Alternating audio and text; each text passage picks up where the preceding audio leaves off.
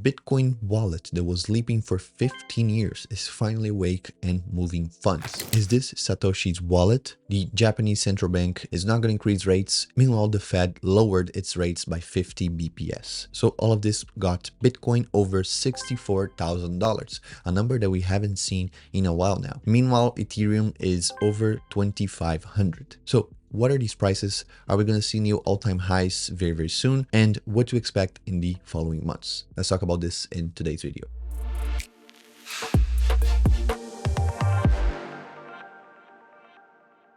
Hello folks, welcome back to another video. As you said before, Bitcoin went to $64,000, Ethereum above 2,500. Now Bitcoin is at 63,382, while Ethereum is still above 2,500. It is at $2,545. But you're most likely are here for the Bitcoin news. And yes, indeed, a wallet that hasn't seen any movement since 2009. Meaning the inception of Bitcoin. This is like an OG wallet, probably one of the first that had any transactions in the Bitcoin network. Well, actually 5 of these OG wallets that have received funds from the first block, the Genesis block, back in 2009. Well, 5 of these received 50 Bitcoin each for validating the network. All of these 5, they moved funds and they have been inactive since then. And now 15 years later, they are moving funds. So they woke up from a coma,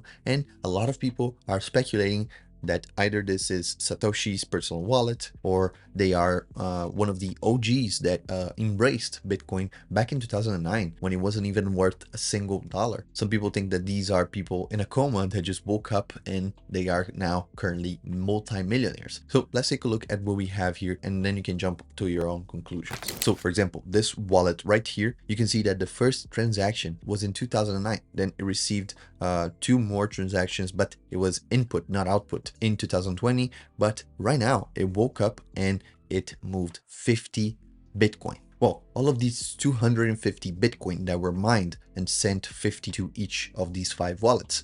Back then they weren't worth much. And now all of these 250 Bitcoin are over $15 million, almost $16 million at current prices. So back in 2011 is when Bitcoin reached the first dollar. So Bitcoin was worth $1 single back in 2011. And right now, as I mentioned in the beginning of the video, we saw Bitcoin at $64,000. So I personally don't believe this is a person waking up from a coma and then, wow, everyone is talking about Bitcoin. I remember having some Bitcoin and guess what? Now I am a multimillionaire. No, most likely this is someone who was waiting for a long time, or maybe worst case scenario, they remembered to have some Bitcoin and they actually found their old computer, their old drive, whatever it is. There's actually a Big Bang Theory episode where Howard has remembers that he has some Bitcoin in his computer. So this actually reminds me of that episode, which is a really, really fun one. But moving to some market analysis,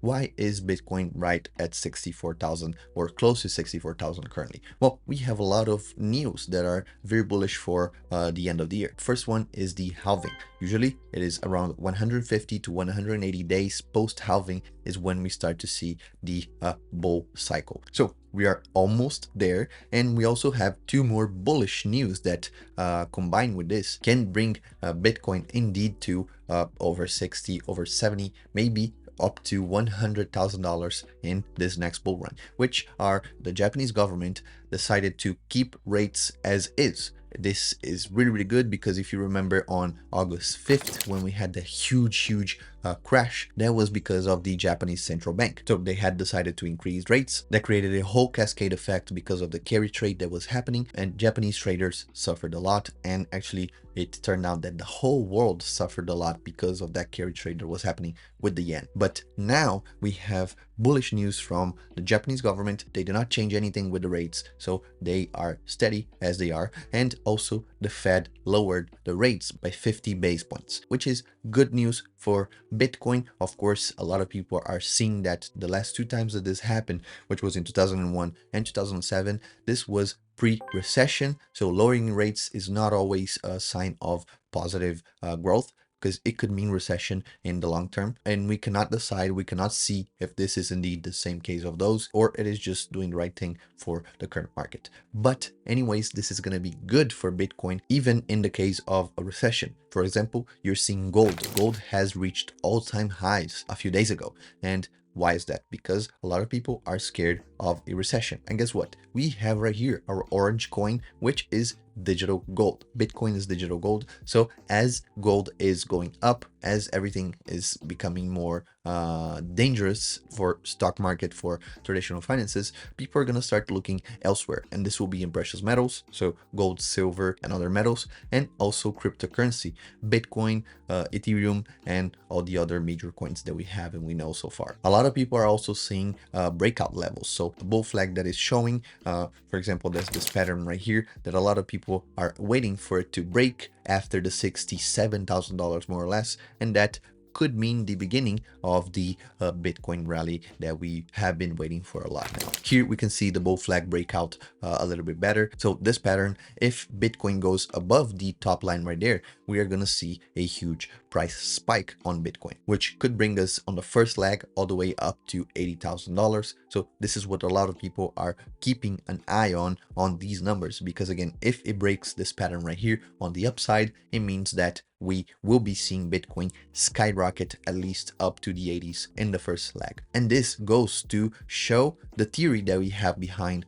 our halving years. So in 2020, on the last halving, we've had Bitcoin by October, November, and December performing very, very well. And this also repeated itself on 2016. So 2016, we had almost 15% on October, 5.5% on November, and 30% on December. December is usually a very good month or a very bad month for Bitcoin. You can see in 2020, so past halving, we've had 27%, 42%, 46%. So 3 green months back to back, and we are waiting to see the same things for October, November, and December this year. This together with elections, this together with Fed lowering rates and the Japanese government also keeping rates as is, we have tailwinds all around us. So huge information for you to maybe start looking at, maybe buying calls, maybe buying leaps for next year at current prices. So at the money or in the money, that could be profitable for you in the next 4 or 5 months maybe. This is what for sure I will be doing very, very soon. So again, not financial advice, but it's something that could be worth looking into.